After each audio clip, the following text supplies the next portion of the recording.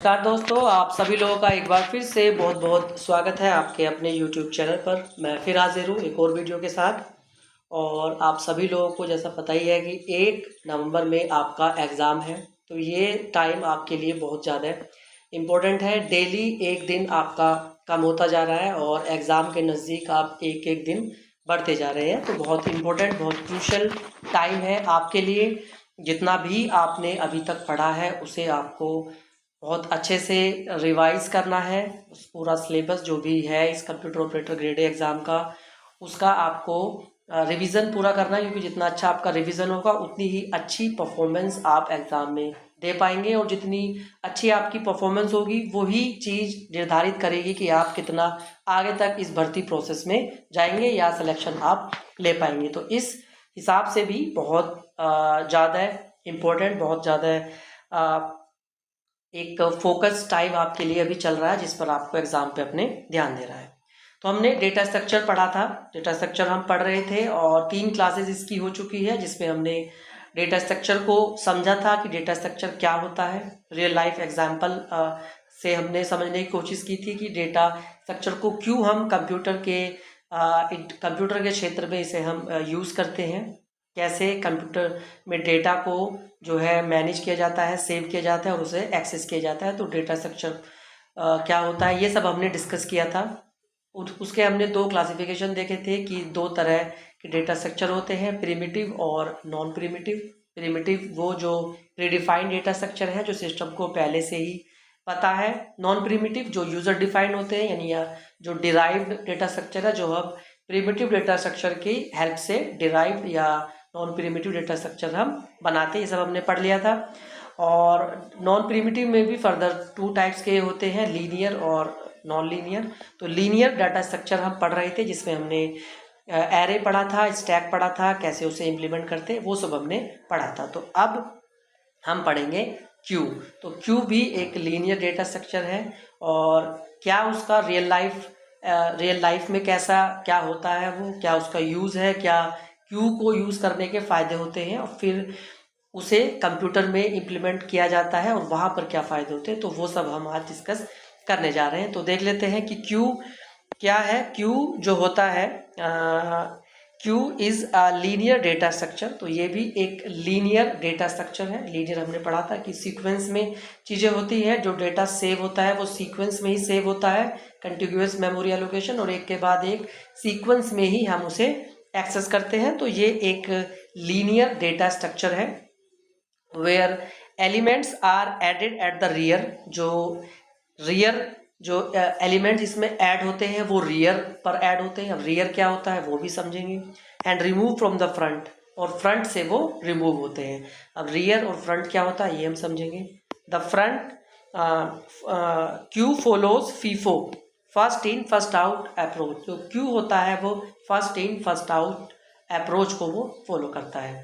तो पहले real life में हम समझते हैं, तो कहीं भी जैसे अगर कोई टिकट की विंडो है तो वहाँ पर अगर सभी लोग एक साथ चले जाएंगे तो ना तो आपको टिकट अच्छे से मिल पाएगा और जो टिकट दे रहा है वो भी परेशान हो जाएगा। तो इस समस्या का समाधान करने के लिए हम एक लाइन लगा लेते हैं और उस लाइन को ही क्या बोला जाता है, क्यू बोला जाता है।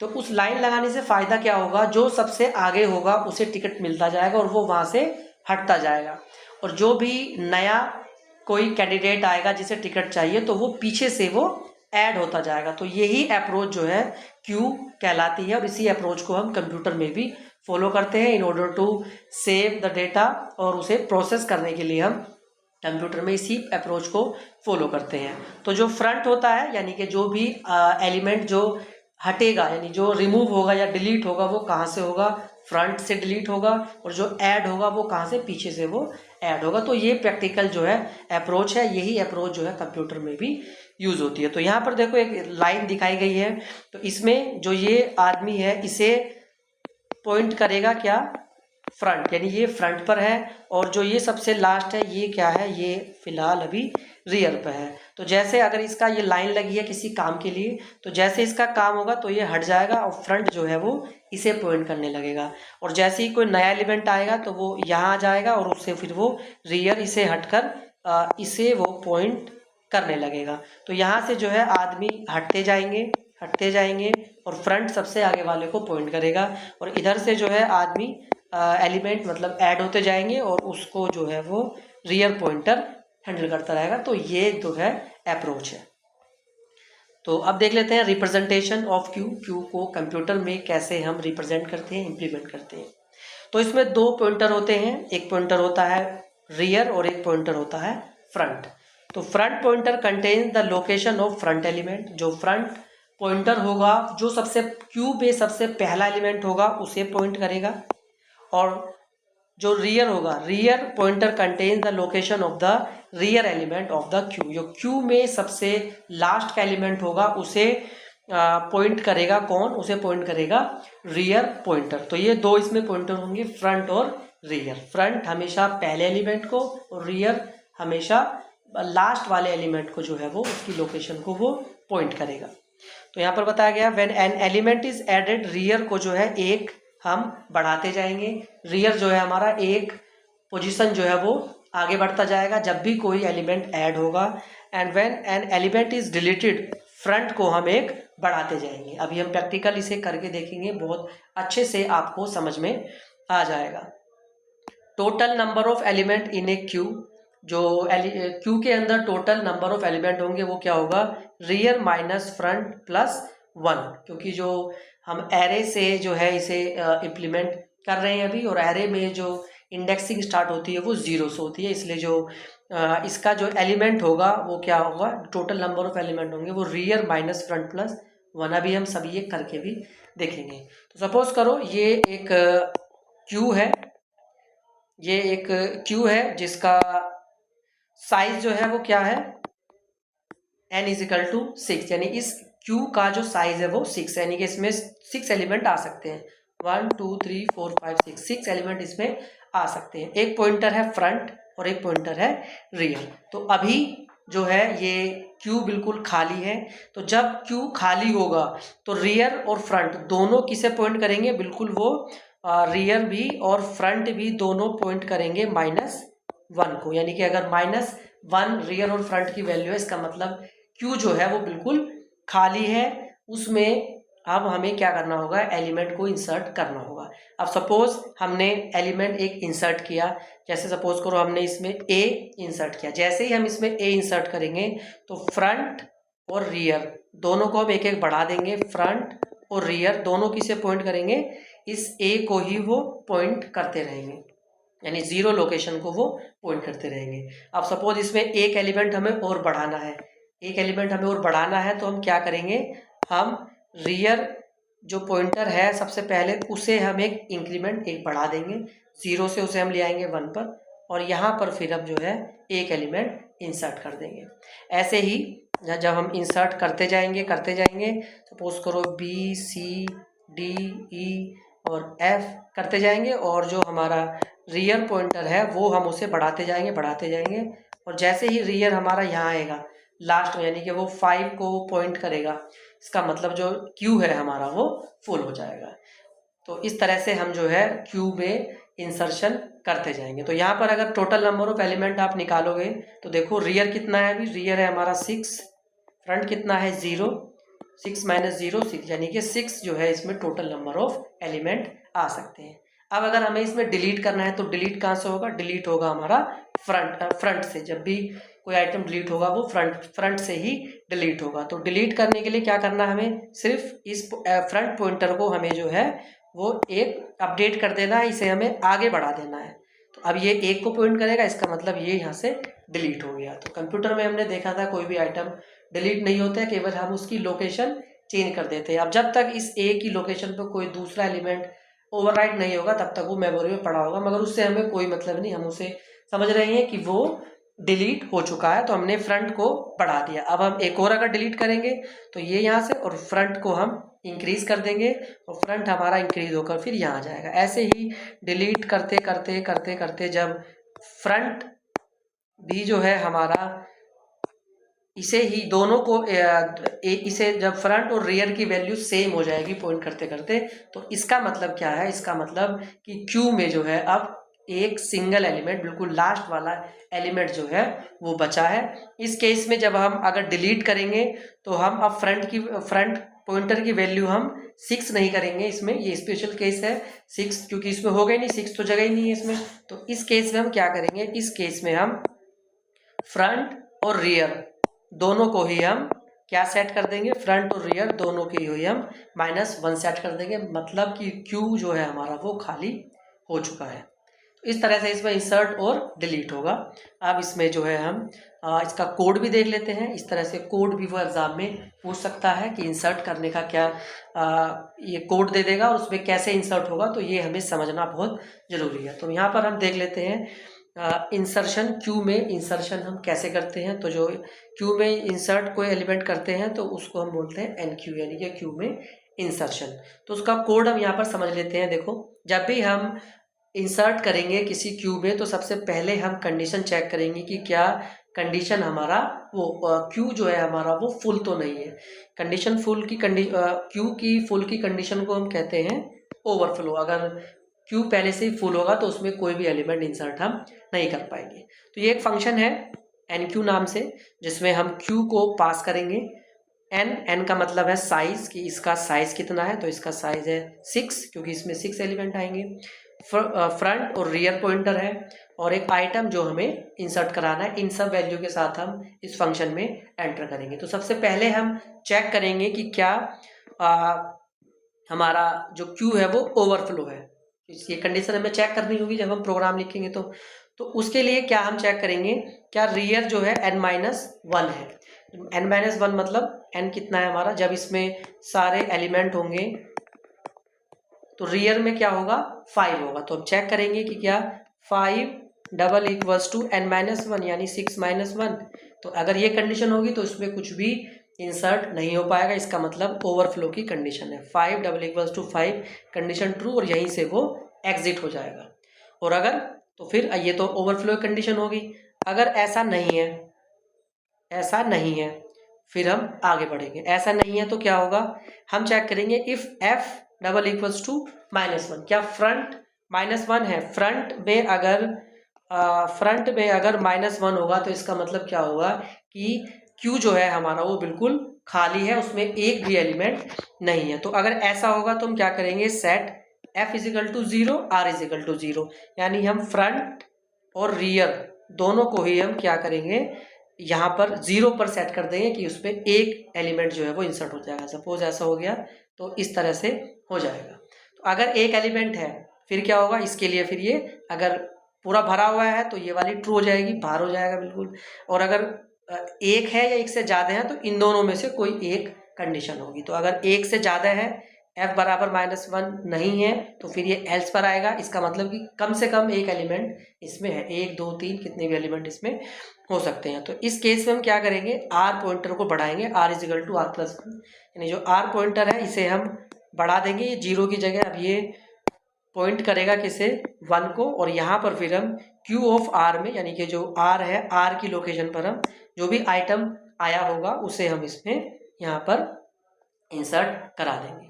अब फिर से देखो, अब ये अगर फंक्शन कॉल होगा ये वाला, तो यहाँ पर ये R double equals to n-1, R की वैल्यू यहाँ 1 है, डबल इक्वल्स टू n-1 यानी कि 5 है, कंडीशन फॉल्स, तो ये तो ट्रू होगी नहीं। तो फिर यहाँ पर आएगा, चेक करेगा f double equals to -1, f 0 है तो ये कंडीशन भी नहीं होगी। और फिर यहाँ पर ये क्या करेगा, इस वाली कंडीशन पर आएगा और r की वैल्यू जो है वो 1 इंक्रीमेंट कर देगा, और r जो है 2 को पॉइंट करेगा, और इस तरह से जो है वो इसमें पॉइंट होता चला जाएगा। और बढ़ते बढ़ते जैसे इंसर्ट होता गया और ABCDEF, और जब r इसे पॉइंट करेगा 5 को तो यहाँ पर फिर ये ओवरफ्लो की कंडीशन आ जाएगी। तो इस तरह से हम इसमें इंसर्ट कर सकते हैं। ऐसे ही अब देख लेते हैं डिलीट का। डिलीट भी बहुत सिंपल है, डिलीशन उसे बोलते हैं DQ। तो डिलीट करने के लिए हमें क्या चेक करना पड़ेगा, सबसे पहले हमें चेक करना पड़ेगा अंडरफ्लो की कंडीशन। अंडरफ्लो मतलब कि पूरा खाली तो नहीं है। तो Q खाली करने के लिए हम सिंपल चेक कर सकते हैं, अगर F में -1 होगा, F में -1 होगा, इसका मतलब पूरा Q हमारा खाली है, उसमें हम कुछ भी डिलीट नहीं कर सकते। और अगर ऐसा नहीं है, F में -1 नहीं है, इसका मतलब कोई एक एलिमेंट उसमें है। सपोज करो ये ABC उसमें एलिमेंट है, फ्रंट जो है इसे पॉइंट कर रहा है और रियर जो है वो इसे पॉइंट कर रहा है, रियर में 3 है, इसमें 1 है। तो अब हम यहाँ पर चेक करेंगे if f double equals to 1, f double equals to 1 वाला केस क्या होगा, जब फ्रंट और रियर दोनों ही एक को पॉइंट करेंगे तो इसका मतलब क्या होगा कि क्यू में केवल एक आइटम है, और एक आइटम अगर डिलीट होगा तो यहाँ पर f को हम f की वैल्यू इंक्रीज नहीं करेंगे, हम क्या करेंगे, तो इंक्रीज क्यों करेंगे, जब उसमें एक ही आइटम है वो डिलीट हो जाएगा तो क्या होना चाहिए, फ्रंट और रियर दोनों सेट हो जाने चाहिए -1 पर। तो वही यहाँ पर क्या है कि अगर सिंगल एलिमेंट है तो उसे फिर हम -1 पर सेट कर देंगे, और अगर सिंगल एलिमेंट नहीं है तो फिर ये वाला केस आएगा। सपोज करो ए बी सी ये एलिमेंट है इसके अंदर, और रियर जो है वो इसे पॉइंट कर रहा है, तो इस केस में हम क्या करेंगे, फ्रंट को हम एक बढ़ा देंगे, बस फ्रंट को क्या करेंगे हम एक आगे बढ़ा देंगे और इसको हम भूल जाएंगे, तो इससे क्या होगा, हमारा ये डिलीट हो जाएगा। तो ये हमारा इस तरह से डिलीट फंक्शन, DQ फंक्शन जो है काम करेगा। आई होप आपको ये समझ में आ रहा होगा। इसी मतलब ये कंसेप्ट है, इसी कंसेप्ट में से कुछ ना कुछ क्वेश्चन वो आपसे पूछ सकता है। अब यहाँ पर हम एक चीज़ देखते हैं, सपोज करो ये हमारा Q है, ये हमारा Q है, और इस Q में जो है हमने एक एलिमेंट इंसर्ट किया A, तो F हमारा इसे पॉइंट करेगा और R भी हमारा इसे पॉइंट करेगा। अब फिर हमने एक एलिमेंट और इसमें इंसर्ट किया B, तो R इसे पॉइंट करेगा। फिर ऐसे ही करते करते A B C D E F G और H, ये सब करते करते जो है R हमारा कहाँ पहुँच गया, R अब हमारा इसे पॉइंट कर रहा है। अब इस केस में अगर हमने क्या किया, अब हम यहाँ पर अगर डिलीट करेंगे, सपोज हमने A डिलीट करा, B C D E F G ये सब हमने डिलीट कर दिया, और डिलीट करते करते जो है अब जो फ्रंट पॉइंटर है वो हमारा कहाँ आ गया, वो यहाँ आ गया, यानी कि ये सब आइटम जो है क्या हो गए, डिलीट हो गए, और ये सब आइटम हमारे डिलीट हो गए, और फ्रंट और रियर केवल एक को अब पॉइंट कर रहा है। तो इस केस में अगर हम इसमें कुछ इंसर्ट करेंगे तो वो कंडीशन दिखा देगा ओवरफ्लो की, यानी कि क्यू में जगह नहीं है, और जबकि देखो ये सारी पोजीशन खाली है। तो इसी प्रॉब्लम को सॉल्व करने के लिए कंसेप्ट आया सर्कुलर क्यू का। मतलब प्रैक्टिकल देखो आप, अगर एक रो है और उसका साइज 6 है, उसमें केवल एक ही एलिमेंट है तो बाकी जगह तो खाली है, मगर अगर क्यू के कंसेप्ट से देखा जाए तो ये अभी खाली दिखाएगा। तो इसे ही दूर करने के लिए क्या कंसेप्ट आया, सर्कुलर क्यू का। इसमें जो है हम फ्रंट को जब हम यहाँ एक एलिमेंट होता है तो उसे फिर हम लास्ट में दोबारा से हम सर्कुलर करते हैं, तो और एक सर्कुलर फॉर्म में हम उसे यूज करते हैं। ये हमने समझने के लिए यहाँ पर ये सर्कुलर बनाया है, एक्चुअल में तो वो ऐसे ही वो जो नॉर्मल एरे है वो ही इसमें यूज होता है। तो यहाँ पर हम देख सकते हैं, जैसे ये सपोज करो एक सर्कुलर क्यू है, इसका साइज है 9, इसका साइज है, तो इसमें देखो कुछ ऑपरेशन है, जैसे NQ किया हमने, यानी इंसर्ट किए ABC, तो ABC क्योंकि 0 से इंसर्ट होगा तो F जो है इसे पॉइंट करेगा, और R जो है वो सॉरी इधर से है ना, ये इस तरह से इंसर्ट होगा इसमें। जैसे NQ जब हम करेंगे तो 0 पे इंसर्ट होगा A B और C, ऐसे हो जाएगा। F इसे पॉइंट करेगा और R जो है इसे पॉइंट करेगा। अब यहाँ से क्या है, DQ एक एलिमेंट को डिलीट कर दो, तो ये हमने डिलीट कर दिया। अब F जो है वो इसे पॉइंट करेगा, F इसे पॉइंट करेगा। NQ D E F 3 element हमने इसमें और डाल दिए, तो D E F यहाँ पर अब जो ये R है हमारा वो किसे पॉइंट करेगा, यहाँ से हटकर R जो है वो इसे पॉइंट करेगा। फिर हमने NQ करा क्या, G H G H और I हमने करा। अब R जो है इसे पॉइंट ना करके R जो है अब इसे पॉइंट करेगा। फिर हमने 4 एलिमेंट, अब यहाँ पर सपोज करो एक बार और हमने इंसर्ट कर दिया, चलो छोड़ो डिलीट करते हैं, डिलीट 4 एलिमेंट, DQ 4 बार, तो 4 बार डिलीट होगा तो 1 2 3 4 एलिमेंट हमारे डिलीट हो जाएंगे, और F जो है अब ये खाली हो जाएगा, और F जो है अब इसे पॉइंट करेगा।